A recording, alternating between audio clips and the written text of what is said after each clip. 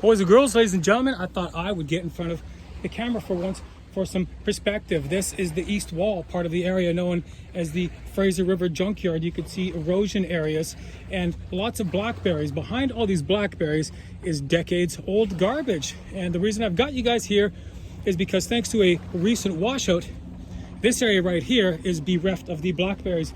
Blackberries, normally a very difficult plant to kill, are of course no match for the hydraulic regime of the Fraser River currently, as well as the last few decades. This is an intertidal zone. It's low tide right now. The tide's coming in, and when the tide comes up this time of year, it's going to be about right here. I know because I've gotten in a few times. And what it's going to do is it's going to pick up all this debris here, and the current from the river, as well as the wake from passing watercraft, are going to repeatedly slam all this material into the wall, only exposing and ripping stuff out further. And it's pretty nasty. I'm often told that this is all just a drop in the bucket, and while on a global scale that might be true, this is our bucket. These are our drops, and it's unfortunate that nothing is being done about it. No help is coming here. I'm about 5'10", and just well above my head is a bunch of top fill.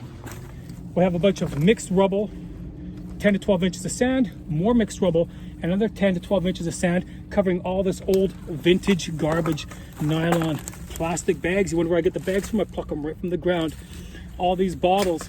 I think these layers, this layer of stratum here, strata layers, not of course thousands of years old strata layers, but decades old strata layers, were placed here to stop methane gases from releasing, as well as to stop weather-induced precipitation damage, water coming down into the ground and then mixing with all this rusting metal and all this plastic and mixing it into the Fraser River. Of course, that is a moot point because the whole area has been exposed.